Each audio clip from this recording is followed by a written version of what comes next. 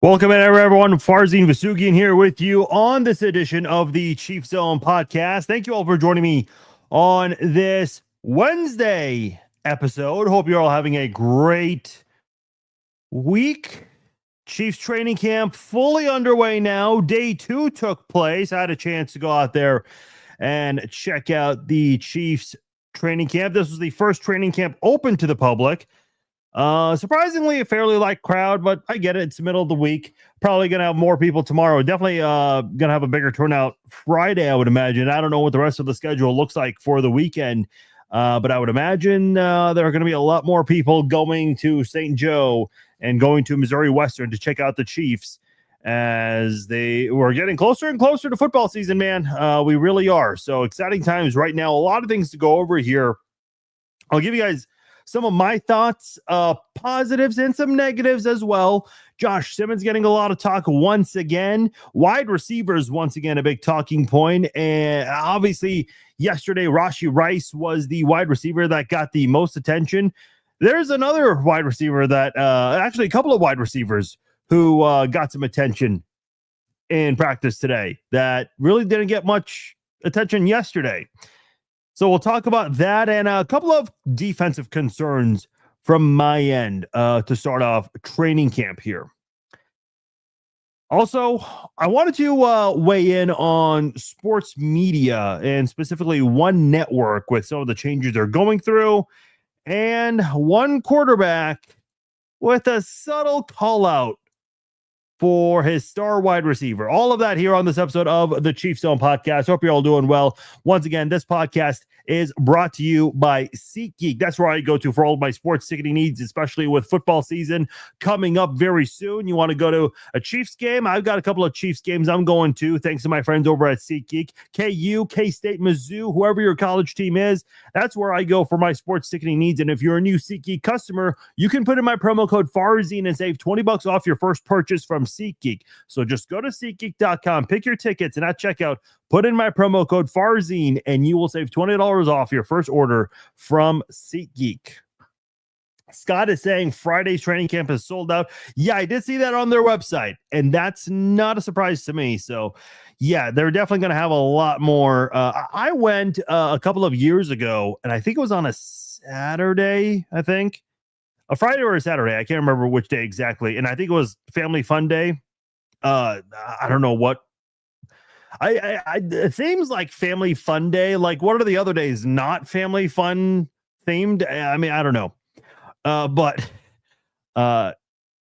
It was packed nonetheless.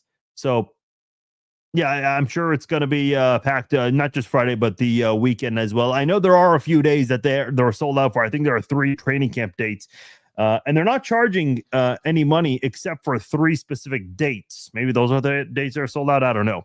And parking is just $7, so it's not too bad. It's a good time.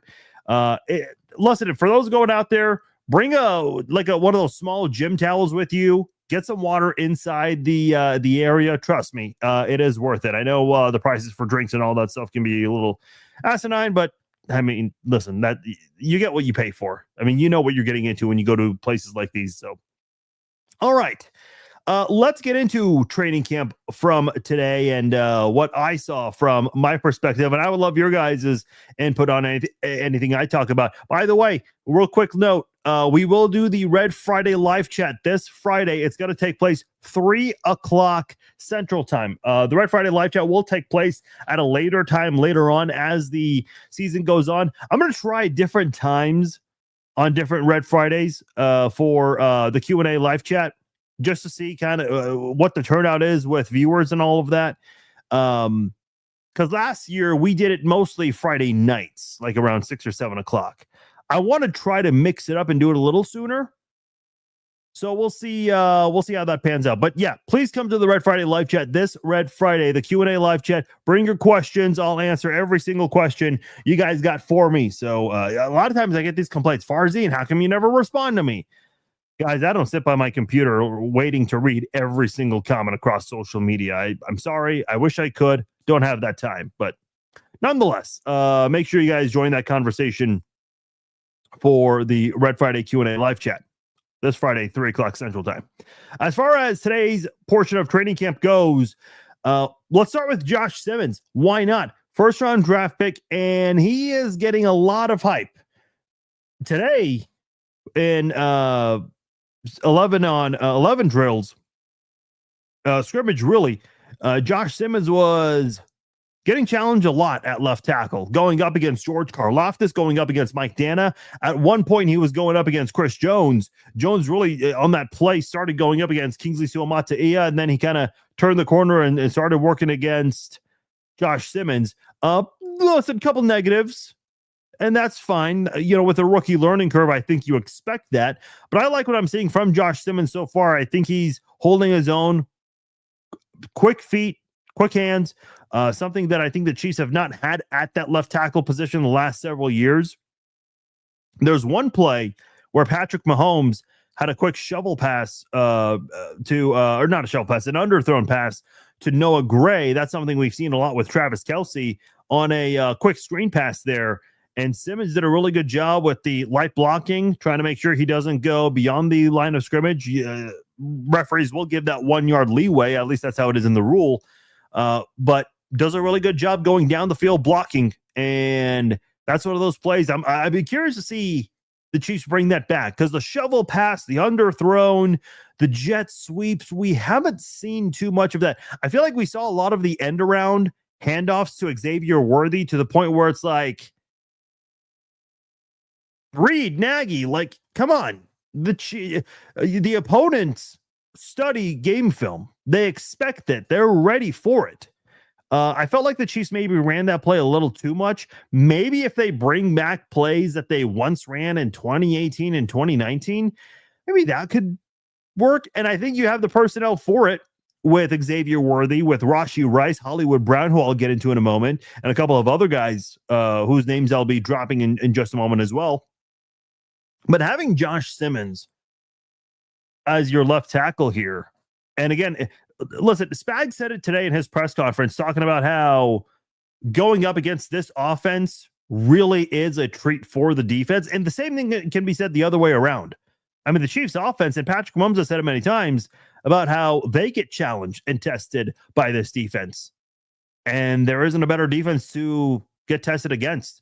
I hate all these, what do they call it? Joint practices. You know what the best joint practice is? A preseason game. You got 3 of those. Used to be 4, might drop to 2 at some point, but the Chiefs have enough competition to the point where they're able to be challenged by the other side of the football. And I think Josh Simmons, I mean, listen, if there's a guy that needs to grow quickly and learn, you could learn going up against George Karlaftis, Mike Dana, Charles Omenihu, Chris Jones from time to time. We know Chris Jones can line up all over the defensive line at various moments in a game. So we'll see that. Like I said today, there was one point where Simmons was going up against Chris Jones. And that does lead me to my next point with Josh Simmons and just the amount of hype he's getting. Orlando Brown came to Kansas City. He got a lot of hype. The Chiefs gave up a first-round draft pick to get him, in fact. And I remember the following year, because he didn't do very well his first year with the Chiefs, the following year in 22, that offseason, he was... Well, first off, he was holding out, which I thought was weird.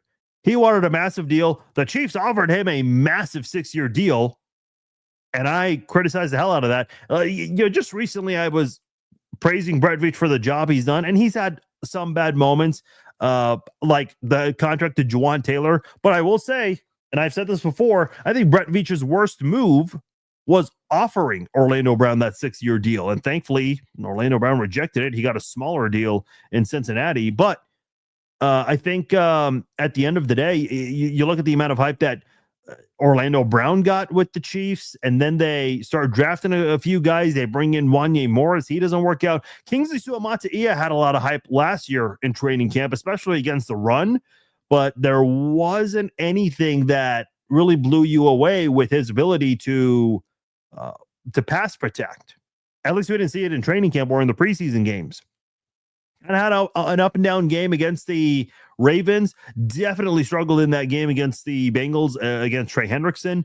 And then as far as Kingsley, the rest of the year, it was kind of just various times. really filled in for injury, and then played that Week 18 game at left guard. So he's got some left guard experience, and I like what I've seen from Kingsley so far. No complaints on that side of things. But with Simmons, it's different. Why is it different? Why is Simmons getting more hype than Kingsley from last year's training camp?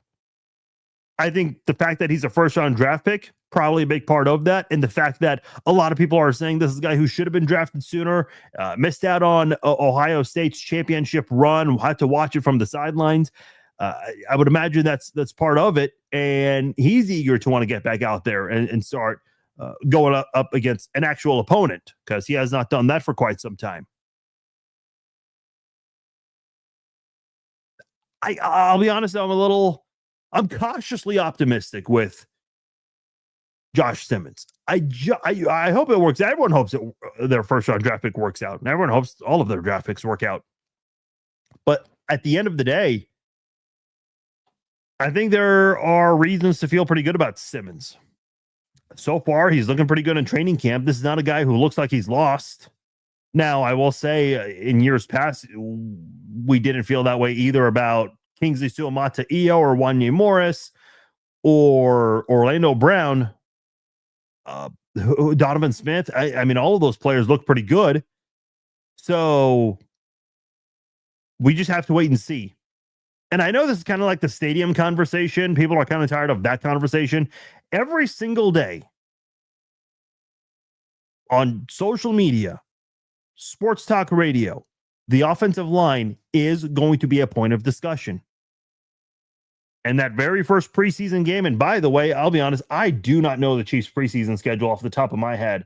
I know they play Chicago at home. August 9th, they'll play the Arizona Cardinals, and then they'll play the Seattle Seahawks. Those are both road games. Those are road games because the Chiefs do need a little bit of time to try to finish up whatever renovations they're doing with the bleachers for the FIFA World Cup and trying to prepare that for next offseason. But yeah, we are 2.5 weeks away from that. Okay, good to know. Yeah, August the 9th, that is a Saturday. And then the 15th is a Friday, and the 22nd against the Bears is also a Friday. That one's going to be at home. But the whole situation with Simmons right now, and I'll say it, it is practice. We have to, it's okay to be excited, but let's not get too excited, right? I think that's the most important thing with these kinds of practices here. As important as training camp is, we truly don't know how a player is going to look until that first regular season game. The preseason, yeah, you're going to get a feel for what he's going to look like, but there's only so much you can really learn when the starters are only playing a drive or two, maybe 3 at the most.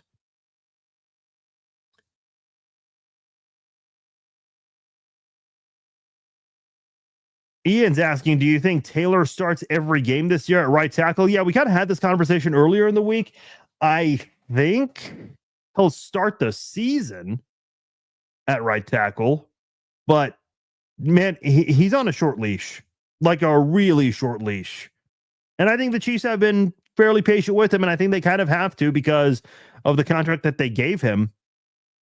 But I would say, man, if he starts, let's just say he's fine in the preseason. And like I said a moment ago, there's only so much you can really learn from the preseason because the starters only play 1, maybe 2 drives, maybe 3 at the most.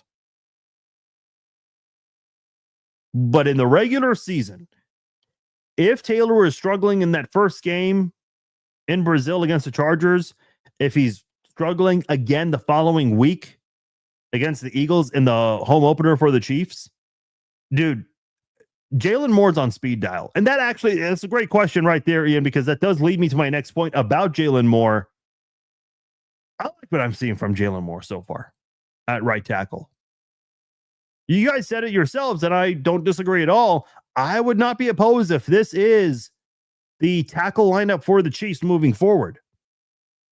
I think the Chiefs want Jawaan Taylor to be the guy in week 1. But like I said the other day, Jalen Moore is on speed dial. if Jawan Taylor is struggling, if he can't cut down on the penalties, if he can't show more consistency in his pass blocking, guess what? The Chiefs have a free agent that they signed. There's a reason why they brought this guy in. Some people wondered if he was going to be the left tackle for the Chiefs. No, I think the Chiefs, I know the Chiefs wanted Ronnie Stanley, and he ended up staying and re-signing with the Ravens. But the Chiefs kind of lucked out with the way Josh Simmons fell in the draft. I said this the week of the draft. There's no way Josh Simmons is going to fall to 31. And he ended up falling. Now, obviously, the Chiefs swap picks with the Eagles, so it was 32. But I did not expect Simmons to fall in that draft. I don't know if the Chiefs realistically felt they had a shot at Josh Simmons at 31 or 32, but they got him. And I think this gives you some depth with Jalen Moore as a backup offensive tackle, because I think they feel pretty good about Josh Simmons. The concern is, can Jawan Taylor hold up his end? If not, they got Jalen Moore, who's looking pretty good so far in training camp. Like I said earlier, no complaints so far from Kingsley Suamataia in camp. He and Omar Norman-Lott, I mean, they're going at it at the line of scrimmage. They had a couple of plays. That's a fun battle to watch. And, you know, those are two very young guys. Kingsley trying to rebound after some struggles at left tackle, trying to reinvent himself at left guard. And you have Omar Norman-Lott, who is a rookie coming in with some hype. And I mentioned this before. My favorite stat about him, the fact that he had the highest pass rush win rate among any defensive tackle in college football last year. That's pretty good. Justin says, I would expect Simmons to start regardless at this point. Yeah, I would agree. There aren't really a lot of viable options for the Chiefs at left tackle. I mean, you drafted him in the first round for a reason. 100%.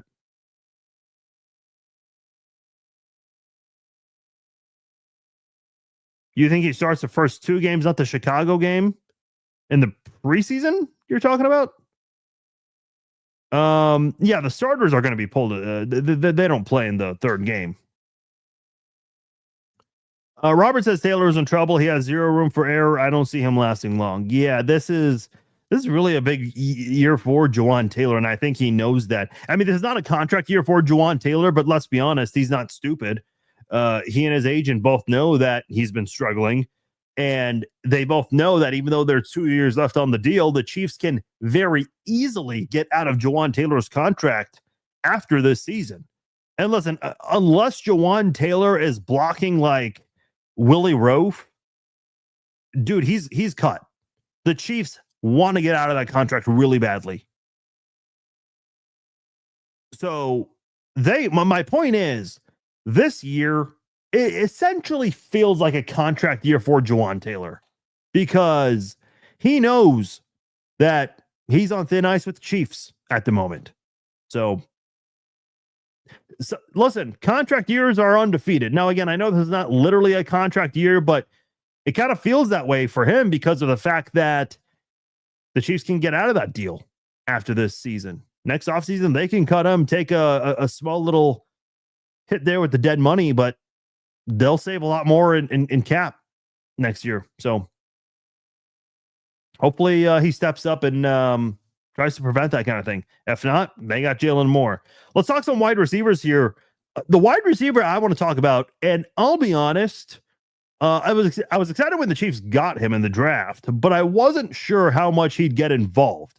Now, with Rashee Rice's suspension pending, and we're expecting it to come fairly soon, we just don't know exactly when or how many games. I think the addition of Jalen Royals does become more important. I think re-signing Hollywood Brown is much more significant. Xavier Worthy's growth from his rookie year to now certainly becomes a bigger deal for the Chiefs offense. Jalen Royals got involved in today's practice quite a lot with Patrick Mahomes. He caught 3 passes from Patrick Mahomes during 7-on-7 and 11-on-11 combined. Jalen and Mahomes, Jalen Royals and Patrick Mahomes, they're starting to get into a little bit of a rhythm. And hopefully you can carry that into the preseason. Like, here's my thing. I don't need to see too much of Patrick Mahomes and Rashee Rice. I just need to see a little bit of it because of Rice, the fact that he was coming off that injury, how he's going to look in that first preseason game. Yeah, I definitely want to see that. But if the Chiefs were, and here's my prediction here, and I could be wrong, My guess is the Chiefs starting offense, specifically Patrick Mahomes, will play one drive in the first preseason game and will play 2, maybe 3 drives at the most in the second preseason game at Seattle.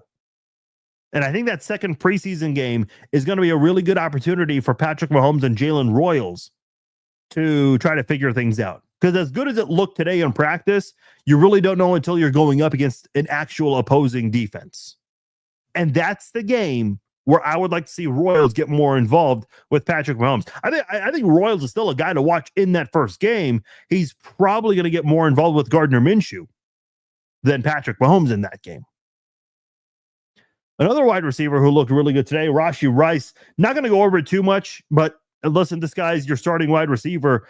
Did a lot of great things last year before his injury. So Rice picking up from where he left off in yesterday's practice. Hollywood Brown had a nice reception from Patrick Mahomes. The first play during 11-on-11, Mahomes with a deep shot to Hollywood Brown. And I'll talk about who Hollywood Brown was going up against in just a moment here. Juju Smith-Schuster caught a really nice pass using Christian Roland Wallace's body. Remember John Baldwin had that crazy reception using the defensive back's body to pull in, to hold on to the football? Kind of looked like that. Didn't look like Juju was committing pass interference, though.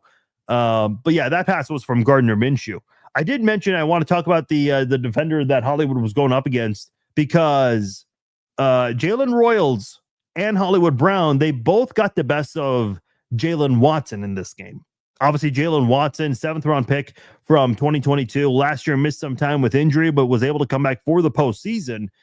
Jaylen Watson got picked on a lot today and yesterday as well.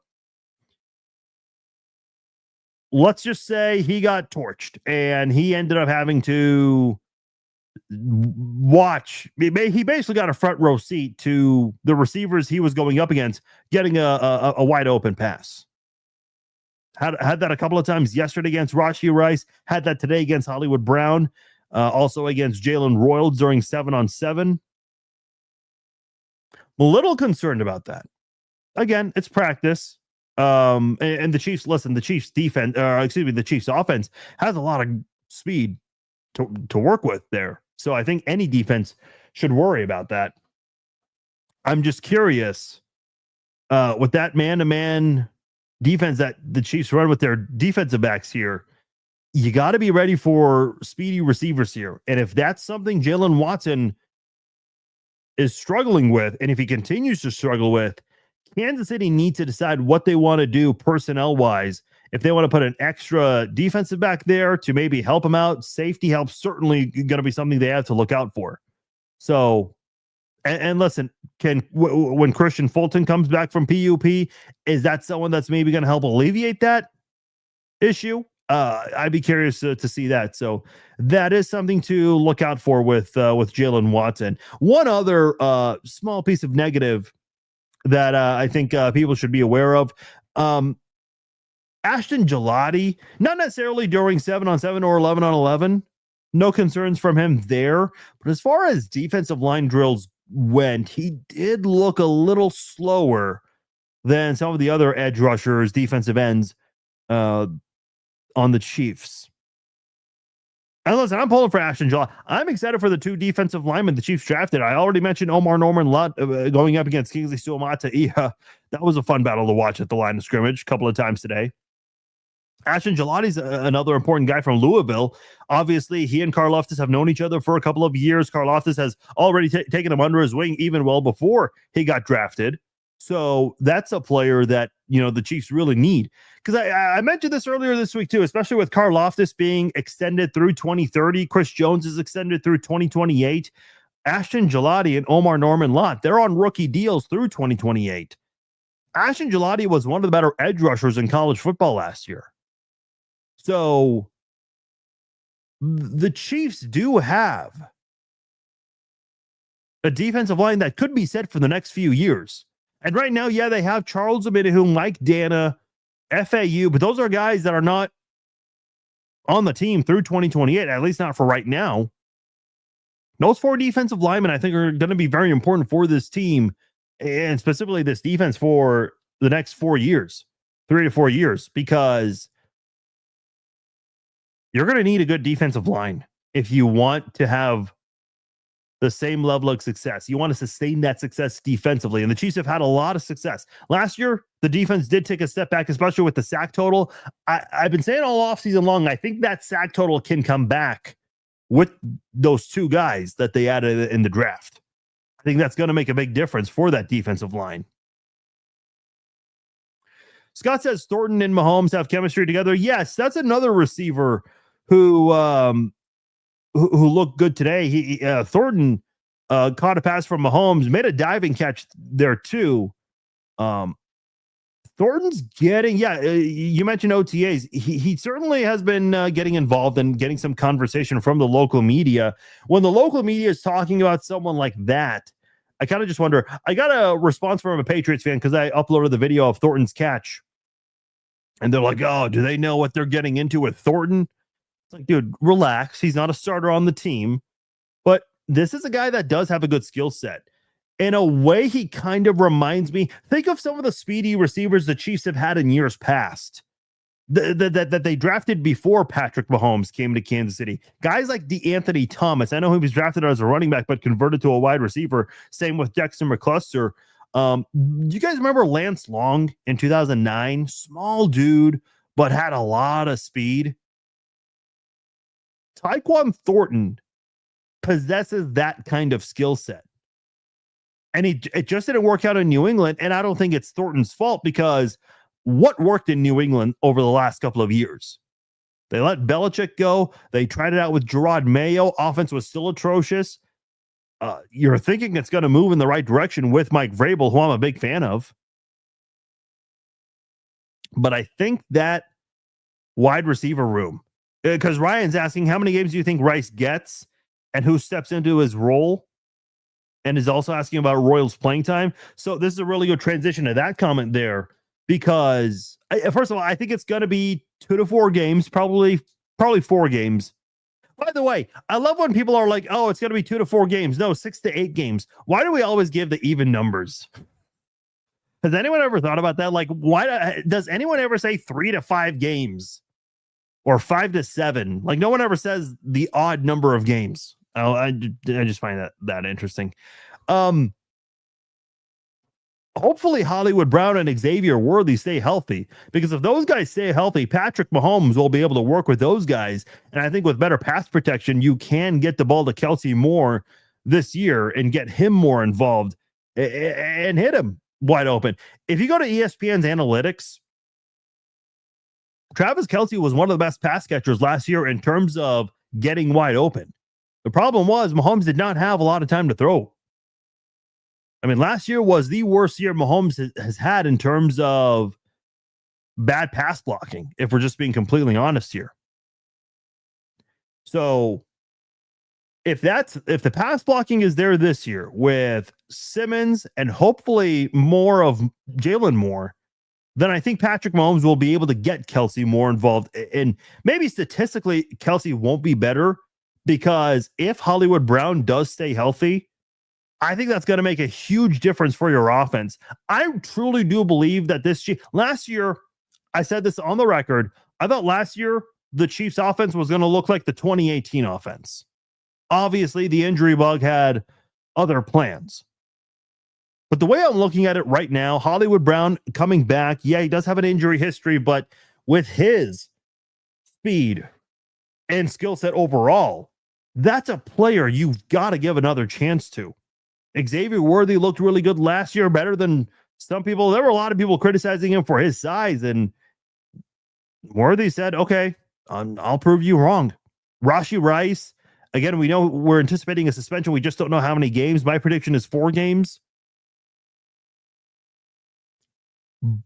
But at the end of the day, Patrick Mahomes, I think this offense this year will be similar to the 2022 offense.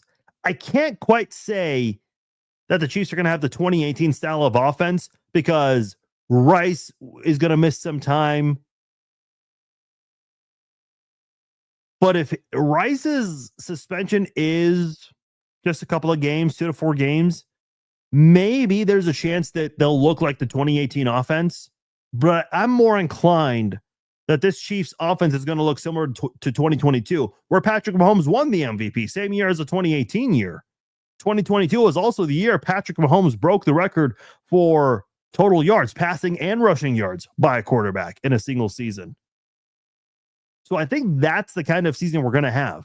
There was no clear cut. I mean, Kelce had a phenomenal 2022 season, but behind him, which by the way was the first year without Tyreek Hill, there was no standout wide receiver. You had Juju, you had MVS, you had Kadarius Toney who joined midseason. There was no clear cut number one wide receiver that year. And I think this Chiefs offense is going to mirror the 2022 offense. Yeah, a couple of you guys are asking about the running backs here. Nothing too flashy from the running backs. Patrick Mahomes did have that quick pass on the sideline to the near the sidelines to rookie Brashard Smith, and he showed off his speed, just running vertically after making that grab there, showing off his speed. And you know the starters were then pulled off, and then the twos came in, and Patrick took that time to run up to Brashard Smith, show him some love there. So that really was only the big running back highlight from today's practice. I'd be curious to see what happens the rest of the week. Because obviously you can't just go off 1 or 2 days, and we've only had 2 days of practice. But, you know, in the next couple of days, especially with more people going to be going out there probably tomorrow and definitely Friday, you guys were mentioning earlier, Friday sold out. I think that you're going to start to see the running backs get involved a little more for sure. Justin says that's because Matt Nagy is still the offensive coordinator. I don't know if it's because, you know, it was a light crowd today because there weren't a lot of people out there since it was a Wednesday, but Matt Nagy was one of the first people to make that walk to. So for those who don't know, there's that indoor facility, and I don't know exactly what it looks like. I think there are some people in the media who've seen it, but I don't think they've had a lot of fans go in that area. But the players are all coming out there. I'm sure the locker room is somewhere in that facility, and they make that long walk down the hill to the practice fields. And dude, Matt Nagy just walking.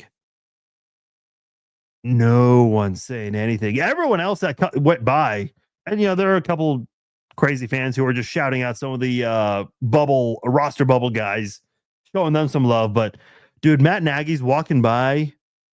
Nobody's saying a word. You could hear a pin drop. That's how much people hate Matt Nagy.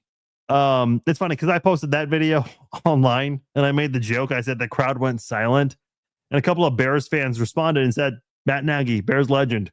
I mean, he won coach of the year there. But look, I think this is a very important year for Matt Nagy as well.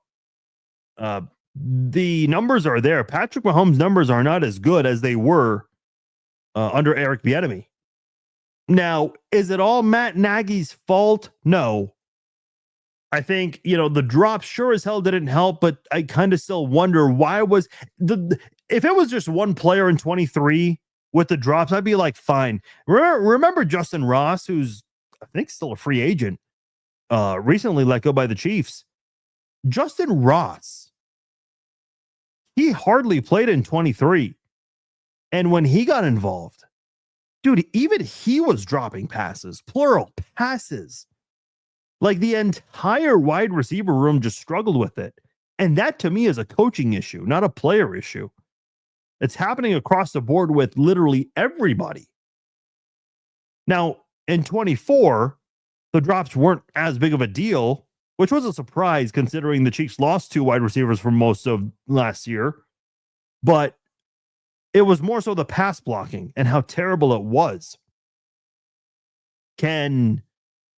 I mean, if the drops are solved and if the pass blocking has been figured out, can the Chiefs kind of click and rock and roll at this point and look like the 2022 offense? I think so. Let's hope Matt Nagy can make it look that way. I think there's certainly some expectations that this offense will improve. Only issues I see on the defense is the safety position, and on offense, a vet offensive lineman would only help. That's all. I think that's why they signed Jalen Moore, though. As far as the defensive backs, yeah, I mean, who are your safeties? You have Jaden Hicks, who a lot of people are excited to see. Shamari Connor playing, different spots in the secondary. Dion Bush, a guy who's been a depth player on the secondary for quite some time now. They drafted Kamal Haddon last year, and they let him go after the preseason. But yeah, there really is a Brian Cook, who I think is in the final year of his rookie deal. They brought back Mike Edwards, who I thought played really well 2 years ago when he was with the Chiefs. Last year had a stint in Tampa Bay, now back in Kansas City. And I think those are going to be your main safeties: Hicks, Cook, Edwards, Connor, and Bush. Maybe Bush is on the practice squad briefly, but will eventually get elevated at some point. It could be better. It could be better. But if the pass rush is there, I think that can mask maybe the lack of star power at the safety position, if that makes sense. Because, yeah, I mean, you lost Eric Berry a couple of years ago, or you let him go, rather. Tyrann Mathieu, you let him walk. Justin Reed, let him walk. So we'll see how that pans out. That's another position group to look out for in camp and in these preseason games. Real quickly, a couple of other things before I get out of here. And a reminder, tomorrow we'll be back doing another episode of the Chiefs Zone podcast. Same time, same place, 7 o'clock. We'll be on Facebook, YouTube, and Instagram. And by the way, for those who are new, huge shout out and a huge thank you to all of you. I know the content today got a lot of new eyes, and I always appreciate that. If you guys haven't already, please subscribe to the YouTube channel, youtube.com/@thechiefszone. We're going to be doing a lot more video content on there this season. Last year, we started it up, got off to a good start. Would like to boost the numbers a little bit more on there, so would definitely appreciate you guys if you guys could get that. We're doing really well on Facebook, Instagram, TikTok, all those places. Would like to do better with the YouTube numbers. So if you guys haven't already, it's youtube.com/@thechiefszone. So if you guys can search that on there and join the fun, that would be great. I did want to spend a moment here talking about FS1 and their recent change up, if you will. First of all, they announced today on Nick Wright's show, First Things First, that they will get another hour added onto their show. So they're going to go from being I think they were an hour and a half to 2 hours, and now they're going from 2 hours to 3 hours, which is great for them. And if I'm not mistaken, it's the highest rated sports talk show on TV. And they're adding Danny Parkins, formerly of Sports Talk Radio in Kansas City with 610. They're adding him as a frequent fourth guest. They have different fourth guests like Eric Mangini, a couple other guys that they add in there, and Danny Parkins is going to be one of those guys, which is going to be good for him. Danny Parkins recently filled in on radio for Mad Dog on Monday and Tuesday. Dude, Danny Parkins, I'll tell you right now, Nick Wright and Danny Parkins, both when they were at 610, they dominated. They really did. Nick Wright absolutely demolished 810 in the ratings. I'll never forget that. Sports talk radio in Kansas City truly has not been the same since those two have left.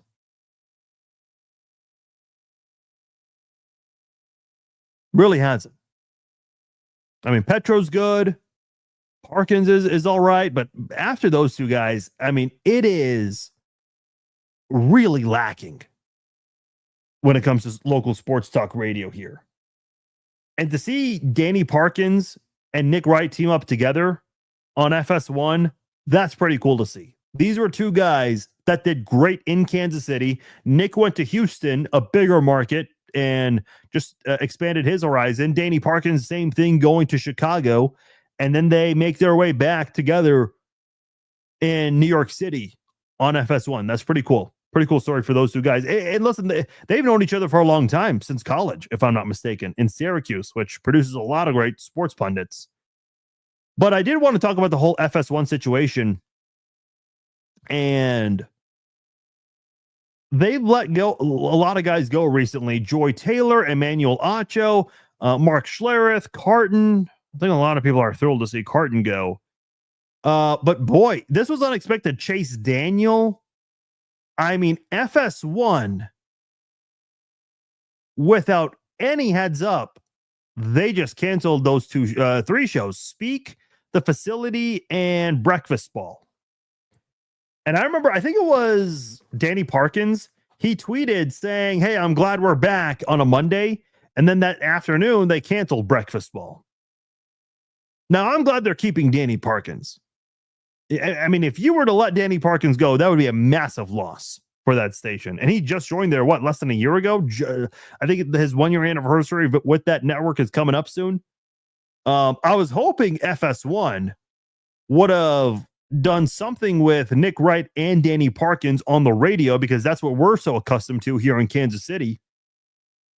But man, this business can be tough. Listen, I don't know exactly what happened with Joy Taylor and the sexual harassment thing, allegedly, and Emmanuel Acho, what his involvement with any of that was. Schlereth, like I said, let go. Chase Daniel let go. Shady McCoy, Carton. A lot of these guys let go. For Dave Portnoy, because, listen, Dave Portnoy's, his rates are not cheap. And with adding Dave Portnoy to the mix, I know he's going to be doing something with Fox's college football pregame show. To what capacity specifically, I don't know. And maybe that's been out there and I just haven't looked into it too much. But man, this business is brutal. I mean, there have been people in sports media and non-sports media, I mean, women specifically, who have come back from maternity leave and they get let go on that same day. This is a very brutal business.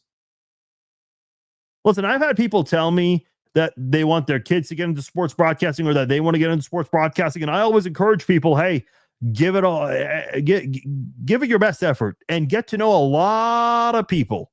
Why do you think Danny Parkins is at FS1 right now? Don't you think, I mean, first of all, his skill set is good, but don't you think Nick Wright being there has a lot to do with it? I don't think Nick Wright's going to just give a letter of recommendation for anybody. He and Danny Parkins go way back. So get to know a lot of people. That's been my biggest thing, because listen, we have 4 local TV stations here in Kansas City. Fox 4, CBS 5, NBC 41, and ABC 9. Yeah, those 4. If you work at, let's just say, Channel 4, and you've known the news director a long time, maybe you both worked at a previous place, maybe you guys knew each other in college working at a student TV station, kind of like how Parkins and Nick Wright knew each other for so long. Maybe the news director changes jobs and maybe you get fired, or maybe not fired, but laid off at that station. Well, guess what? The news director is going to have some familiarity with you. They're going to bring you right on because of that familiarity. Listen, it's not what you know, it's who you know, especially in sports media. I know a lot of people who've been able to get jobs based off people who they know. I'll tell you my personal story, just even as far as sports student media goes. The sports editor, I actually knew him taking a summer class at a community college, and we got to know each other. He said he went to KU. I told him I'm on my way there in a year. But we reconnected later, and I said, hey, heads up, I'm on my way there. Is there any room for me on the student newspaper? He said, yeah. And because of our familiarity, he had me join the football beat, which is what I really wanted. Usually, if you want to cover football or basketball for like a student newspaper, especially at a place like KU, K-State, Mizzou, a college that big, like in one of the Power 5 conferences, or Power 4, whatever you want to call it now. Because it is a big deal to be able to cover a Division I college football or a college basketball team. But they always want you to start somewhere small. Usually, before someone's able to write for write about football or basketball for the student paper, they have to start off covering volleyball or softball or golf, swim and dive, those kinds of things. But fortunately for me, and my experience in writing at the time for Bleacher Report was a huge deal. Those kinds of things help, man. I've said it before. It's not what you know, it's who you know. I've certainly benefited from that, and so have a lot of other people in this industry. And listen, there are some people who are bad at their jobs, and termination certainly might be deserved. But I have no doubt that those guys will find a job, whether at the national level or the local level. Some of them will just have to take a step back. I think that's what the former NFL CBS insider did. I can't recall his name. I want to say Jason something, but I can't recall it right now. Maybe you guys can help me out. He's doing local radio now, though, is my point. So Mark Schlereth, I know Mark Schlereth has done a lot of local radio in Denver. He can always fall back on that if he needs. I mean, no sports talk station in Denver is going to turn down Mark Schlereth. They're just not. No way. But that's the business for you, man. That's the way it works out. Last thing I want to go over here before we sign off for tonight, and that is the comment from Tua Tagovailoa, the quarterback for the Miami Dolphins. If you guys remember, and I did bring this up recently about Tyreek Hill with the Week 18 comments where he essentially said, "I'm out." And Tyreek Hill tried to do a lot of damage control afterwards. The week of the Super Bowl, where you have a lot of players who are not participating in the Super Bowl do their whole media run there that week. Tyreek Hill did a lot of damage control that week. And Tua was asked about that comment today. I don't know why he was asked today of all days. You would have thought that maybe Tua would have been asked about it during OTAs. I don't know. Maybe somebody in the media that doesn't normally go to OTAs but went to training camp asked that question. I don't know. But this is a quote from Tua. When you say something like that, you don't just come back with, "My bad." You got to work that relationship up. He is working on himself. Now, I don't think what he said was awful, but to say that publicly, I don't know. Like, I feel like if Patrick Mahomes was asked something very similar to that, I think he would say, "Hey, listen, we support him. We love him. He's a part of the team." Something along those lines. A typical PR answer, but that's how all of these guys are prepped. I don't know if the PR staff for the Miami Dolphins could have been thrilled when they heard that answer from Tua. Because then that question, it's going to be followed up to Tyreek Hill. Say, "Hey, the quarterback just said this about you. Care to respond?" Listen, the Tyreek Hill deal is interesting because when he went to Miami, the Chiefs were supposed to have their downfall. They didn't even come close to that. And Miami, remember when Miami at one point scored 70 on Denver and everyone thought, "Oh, this Miami team's scary." Miami has not really played well against teams with a winning record. And Tyreek just missed the playoffs for the first time in his career.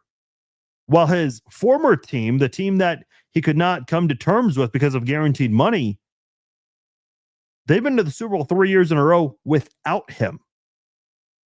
Sure, they just got their ass whooped in the most recent one, but still went to the Super Bowl without him. Because that can't sit well with him. No way. I don't care how much money you make. Tyreek Hill said it himself. He doesn't care how much money you make. He wants to be able to win. He said that on a podcast. So, I don't know, man.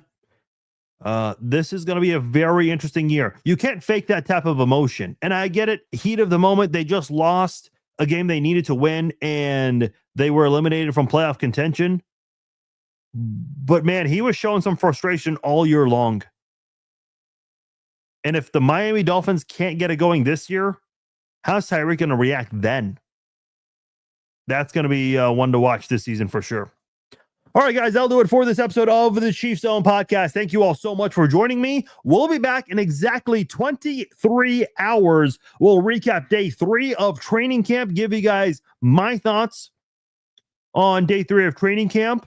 And then Friday, 3 o'clock Central Time, the Red Friday Q&A live chat. Join me for that. Bring your questions. It'll be a full Q&A live stream. So you got a question? Hey, you got a second question? Ask it later on in the live chat.